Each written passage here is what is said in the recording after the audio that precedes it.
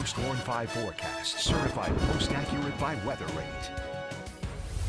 We've had a few showers and thunderstorms so far this morning, but a lot of that activity is leaving the area or weakening as we speak. Now, we will have some dry time in the middle of the day, but the big update still comes in for that storm chance that we're expecting this evening and for the upcoming night. So here's the latest from the Storm Prediction Center. This came in earlier this morning. They have extended a slight risk, that's in the yellow, into parts of mid-Michigan now. So this encompasses the Tri-Cities, our southern row of counties, Flint, Lapeer, and the Owasso areas too, and also into our western counties. Now, if you remember yesterday, we were only under a marginal risk across the entire lower peninsula. That's the green, but that is still holding on north of the Saginaw Bay and through the thumb. That best timing looks to be after 8 p.m. this evening and through the overnight period. And we're still talking primarily a damaging wind gust threat with this. Some heavy rain and hail will be possible too. And I do want to put a disclaimer on this that there is an isolated tornado threat, but that better chance is going to be farther south and west in the lower peninsula. But with it still being in the vicinity of our area, it is something that we will want to monitor with this system once it moves in later on this evening.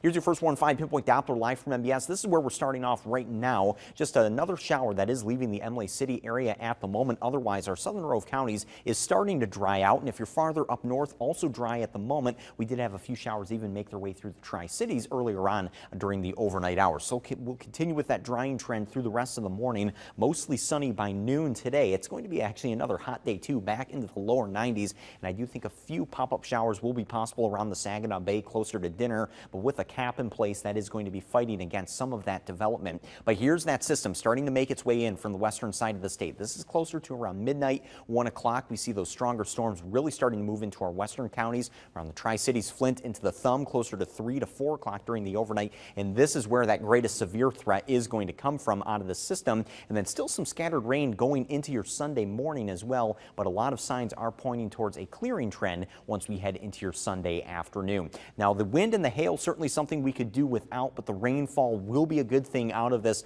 A lot of folks hitting that 1/4 of an inch mark. That's going to be a better chance if you're in the thumb. And if you're farther to the west, a better chance of even exceeding a 1/4 of an inch. I'd say a 1/2 of an inch, and some folks possibly even coming close to an inch of rainfall. And there will be some locally higher totals too, where we have some heavier showers and some heavier storms training over the same location over and over again. But again, that is a good thing because earlier this week, the drought monitor did update, and now a lot of the area is actually included under a moderate drought. This includes the Tri-Cities, pretty much the entire thumb, and also those same areas in southern central Michigan. So the rainfall, again, going to be a good thing for us, but the heat still something that we'll have to look out for today. Lower 90s. Now, although the last 2 days have been more of a comfortable heat, today the humidity does go up, so it will actually feel more like the middle 90s at times later on into the afternoon. 7-day forecast is slightly cooler for tomorrow, 87, 81 though on Monday, and our humidity really dropping off once we head into the beginning of the upcoming work week. That'll stay low Monday and Tuesday,